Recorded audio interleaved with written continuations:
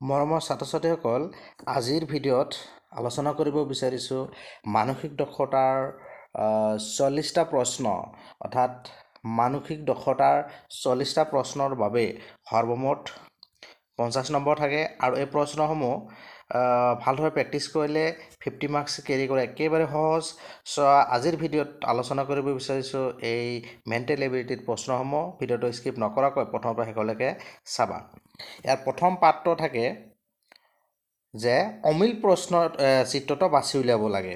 ইয়াৰে চোৱা যে ইয়াতে দিয়া আছে 1ৰ পৰা 4লৈকে 4টা ABC আৰু D দিয়া আছে আৰু 4টাৰ ভিতৰত 3টাৰ মাজত সমানতা আছে আৰু এটা চিত্ৰ বাকী কেইটাতকৈ ভিন্ন, অৰ্থাৎ এই ভিন্ন চিত্ৰটো বাছি উলিয়াব লাগে। তোমালোকে মনোযোগ দি চালে ইয়াতে চোৱা ইয়াৰ ABCD 4টা দিয়া আছে। ইয়াৰে চোৱা এই C নম্বৰটো বেলেগ আছে, কাৰণ এই যে প্লাছ চিহ্নসমূহ দিয়া আছে, চোৱা চিহ্নটোত কি আছে, ইয়াতে 4টা দিয়া আছে, ইয়াতে 3টা দিয়া আছে, বাকীসমূহ চোৱা চিহ্ন সমান সমান, অৰ্থাৎ কি আছে এই C নম্বৰ অপশ্যনটো কি আছে, অমিল আছে। কি হ'ব অপশ্যন নম্বৰ এই Cটো কি হ'ব, শুদ্ধ হ'ব। বুজি পালানে? তাৰ পিছৰ 2 নম্বৰ প্ৰশ্নটো চোৱা, এই যি চিত্ৰ দিয়া আছে চোৱা MNOP দিয়া আছে, এই প্ৰথমটো কি আছে তোমাৰ চোৱা এই নম্বৰটো আছে চোৱা ক্লকৱাইজ আছে, ঘড়ীৰ দিশত আছে। বাকী যি BCD চোৱা এণ্টি ক্লকৱাইজ আছে। MNOP বি নম্বৰটো চোৱা এণ্টি ক্লকৱাইজ দিয়া আছে, ঘড়ীৰ বিপৰীত দিশত দিয়া আছে, কিন্তু এই নম্বৰটো ঘড়ীৰ দিশত আছে, অৰ্থাৎ এইটো অমিল আছে বাকীকেইটাতকৈ। কি হ'ব তোমাৰ এই প্ৰথম চিত্ৰ 2ৰ কি হ'ব, এই নম্বৰ অপশ্যনটো শুদ্ধ হ'ব। বুজি পালানে? তাৰপিছত আকৌ 3 নম্বৰটো চোৱা, 3 নম্বৰটো চোৱা ইয়াৰ মাজত অমিলটো চোৱা, এই D নম্বৰ অপশ্যনটো চোৱা, এই যিটো ত্ৰিভুজ দিয়া আছে, ত্ৰিভুজটো কি আছে বাকীকেইটাতকৈ বেলেগ আছে, গতিকে কি হ'ব এই D নম্বৰ অপশ্যনটো শুদ্ধ হ'ব। 3ৰ D নম্বৰ অপশ্যনটো শুদ্ধ হ'ব। বুজি পালানে? তাৰপিছতো চোৱা 4 নম্বৰ চোৱা, এই আখৰকেইটাৰ চোৱা অমিল কি আছে, এইটো একেবাৰে সহজ আছে। C নম্বৰটো চোৱা ই আছে, বাকীকেইটাত কিন্তু ই নাই, অৰ্থাৎ এইটো অমিল আছে। এই C নম্বৰ অপশ্যনটো কি হ'ব, শুদ্ধ হ'ব। বুজি পালানে? এনেধৰণৰ 4টা প্ৰশ্ন দেখিবলৈ পাবা আৰু এইটো একেবাৰে সহজ। তাৰপিছৰ যিটো গোট ভাগ 2 আছে, যিটো পাৰ্ট 2ত চোৱা এইটোত দিয়া আছে, এইটো 5ৰ পৰা 8লৈকে কি আছে, বাওঁফালে এটা প্ৰশ্নচিত্ৰ দিয়া আছে আৰু সোঁফালে চোৱা এই প্ৰশ্নচিত্ৰৰ লগত কোনটো হুবহু মিল আছে। এইটো অলপ ভালদৰে চালেই সহজে উলিয়াব পাৰিবা। চোৱা এইটো 1 2 4 3 5 8, এইটো চোৱা এই D নম্বৰ অপশ্যনটোৰ লগত 5ৰ D নম্বৰ অপশ্যনটো চোৱা হুবহু মিল আছে উত্তৰ চিত্ৰটো, অৰ্থাৎ কি হ'ব এই D নম্বৰ অপশ্যনটো শুদ্ধ হ'ব। বুজি পালানে? তাৰপিছতো চোৱা 6ৰ লগত কোনটো মিল আছে, 6ৰ চোৱা অলপ ভালদৰে চাইছা, B নম্বৰ অপশ্যনটো কি হ'ব, শুদ্ধ হ'ব। B নম্বৰ অপশ্যনটো শুদ্ধ হ'ব। তাৰপিছতো চোৱা 7ৰ এই D নম্বৰ অপশ্যনটো চোৱা এই প্ৰশ্নচিত্ৰটোৰ লগত হুবহু মিল আছে, অৰ্থাৎ কি হ'ব D নম্বৰ অপশ্যনটো শুদ্ধ হ'ব। তাৰপিছত 8 নম্বৰটো চোৱা, 8ৰ চিত্ৰসমূহ চালে চাবা এই 8ৰ A নম্বৰ অপশ্যনটোৰ লগত হুবহু মিল আছে, অৰ্থাৎ প্ৰশ্নচিত্ৰটোৰ লগত এই প্ৰশ্নচিত্ৰটোৰ লগত কোনটো হুবহু মিল আছে, অৰ্থাৎ A নম্বৰ চিত্ৰটো হুবহু মিল আছে। বুজি পালানে? এইটো কি হ'ব, A নম্বৰ অপশ্যনটো শুদ্ধ হ'ব। তাৰপিছৰ এই 3 নম্বৰ পাৰ্টটো চোৱা, এই 3 নম্বৰ পাৰ্টত কি দি আছে, এই প্ৰশ্নচিত্ৰটোত চোৱা এটা খালী ঠাই আছে, প্ৰশ্নচিত্ৰটোত কি আছে, এটা খালী ঠাই আছে। এই খালী ঠাইটোত ইয়াৰে সোঁফালৰ উত্তৰ চিত্ৰ কোনটো বহালে হুবহু মিলি যাব। বুজি পাইছেনে? এনেকুৱা ধৰণত কি পাবা, 4টা প্ৰশ্ন চাবলৈ পাবা 9ৰ পৰা 9 10 11 12। 9ৰ চোৱা এই A নম্বৰ অপশ্যনটো ইয়াত বহাই দিলে, এই A নম্বৰ অপশ্যনটো ইয়াত বহাই দিলে কি হ'ব, হুবহু চিত্ৰটোৰ লগত বাকীখিনি অংশৰ লগত মিলি যাব, অৰ্থাৎ A নম্বৰ অপশ্যনটো শুদ্ধ হ'ব। ঠিক সেইদৰে চোৱা 10 নম্বৰ প্ৰশ্নটো চোৱা, ইয়াৰ কোনটো অপশ্যন বহালে হুবহু মিলি যাব, এই D নম্বৰ অপশ্যনটো বহাই দিলে ইয়াত হুবহু মিলি যাব। তাৰপিছত আকৌ 11 নম্বৰটো চোৱা, 11 নম্বৰটোৰ এইটো 11ৰ চোৱা এইটো হৈছে C নম্বৰ চিত্ৰটো ইয়াত যদি বহাই দিয়ে কি হ'ব, হুবহু মিলি যাব, তাত C নম্বৰটো শুদ্ধ হ'ব। ঠিক সেইদৰে 12 নম্বৰটো চোৱা, 12ৰ এইটো কি হ'ব, ইয়াত চোৱা এই D নম্বৰ অপশ্যনটো ইয়াত বহাই দিলে হুবহু মিলি যাব। বুজি পালানে?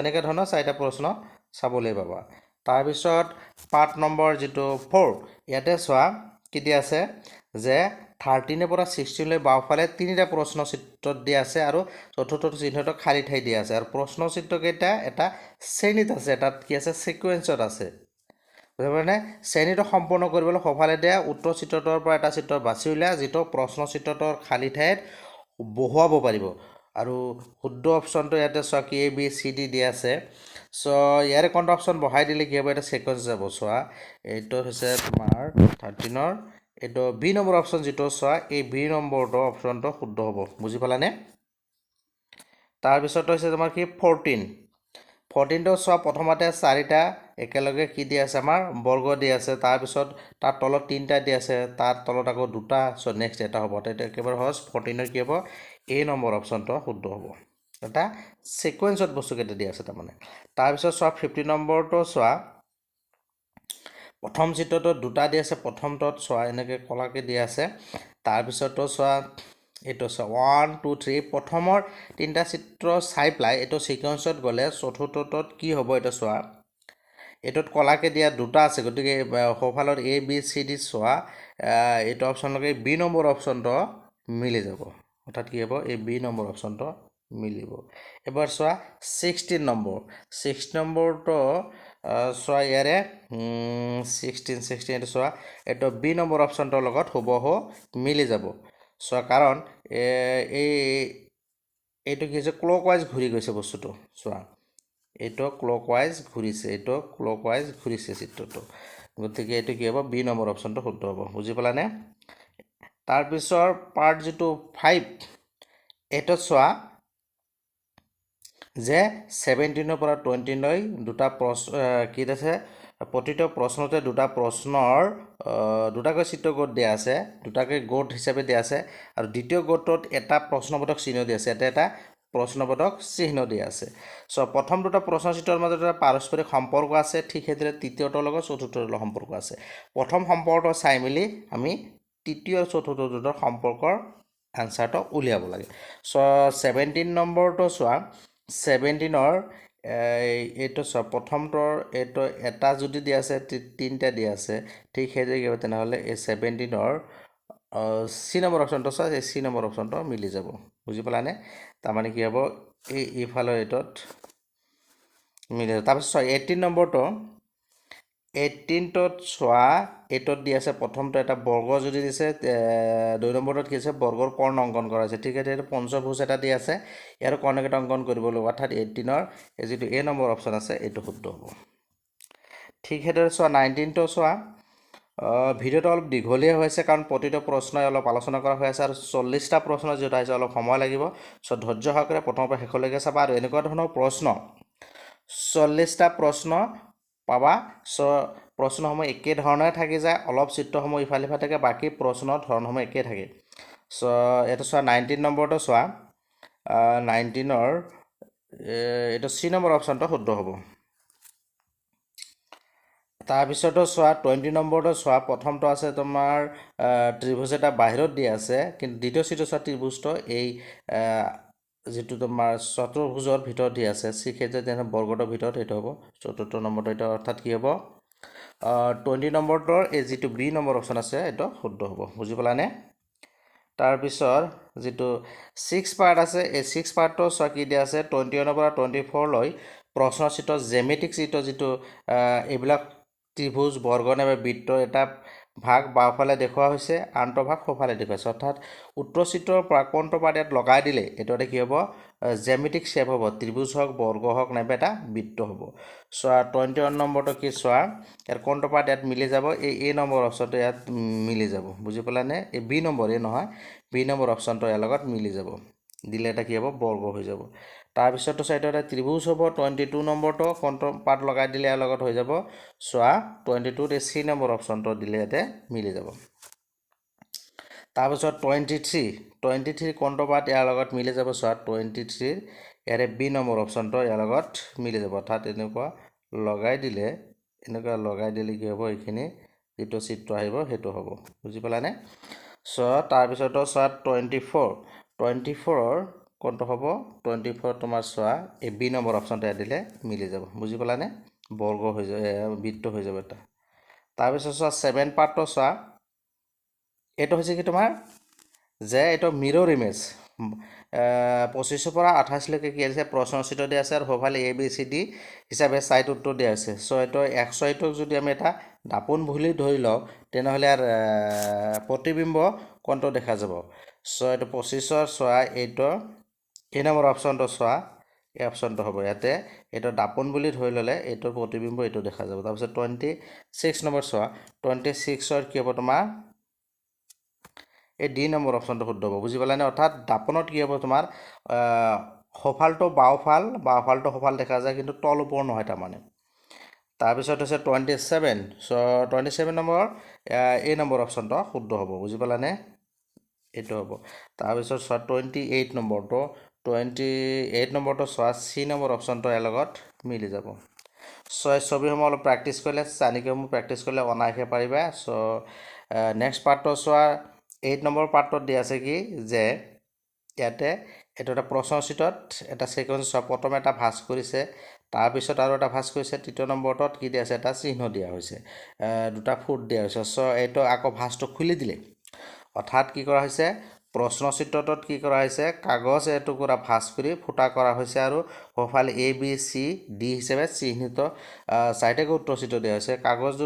কাগজখন যদি খুলি দিয়া হ'ব কেনেকুৱা ধৰণৰ দেখা যাব চোৱা। এইটো চোৱা 29 নম্বৰ চোৱা, ইয়াত দুটা ফুট দিয়া আছে, খুলি দিয়াৰ লগে লগে ইফালে এটা ছাইডত কিবা চাৰিটাকৈ ফুট হ'ব। সেইদৰে কি হ'ব চাৰি ভাঁজ যেতিয়া খুলি দিয়া হ'ব তেতিয়া কোনটো চিত্ৰ হ'ব চোৱা। 29ৰ এইটো B নম্বৰ অপশ্যনটো শুদ্ধ হ'ব। বুজি পালানে? এইটো হ'ব। তাৰমানে ফাৰ্ষ্টটো খুলি দিয়াৰ পিছত কেনেকুৱা ধৰণৰ হ'ব। ঠিক সেইদৰে 30 নম্বৰটো চোৱা, 30 তোমাৰ কি হ'ব এই C নম্বৰ অপশ্যনটো শুদ্ধ হ'ব।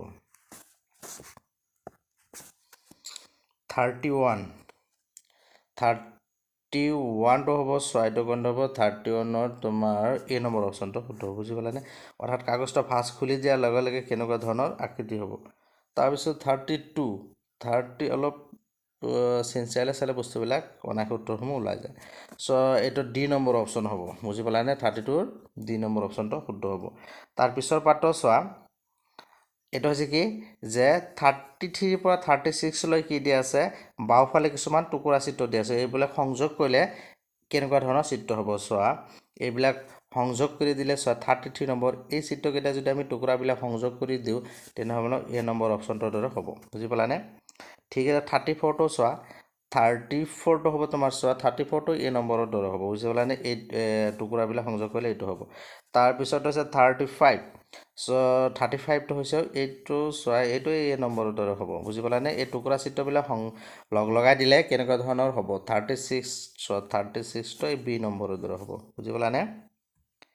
তাৰপিছত এই শেষৰ পাৰ্টটো হৈছে 10 নম্বৰ পাৰ্ট, যিটো এই পাৰ্টটো চোৱা, এই পাৰ্টত দিয়া আছে কি যে এই প্ৰশ্ন চিত্ৰত দিয়া আছে আমাৰ কি এটা চিত্ৰ দিয়া আছে।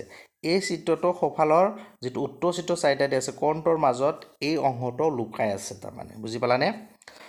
উত্তৰ চিত্ৰৰ পৰা সেইটো চিত্ৰ বাছি উলিয়াই যোৱাত প্ৰশ্ন চিত্ৰটো সন্নিৱিষ্ট হৈ আছে।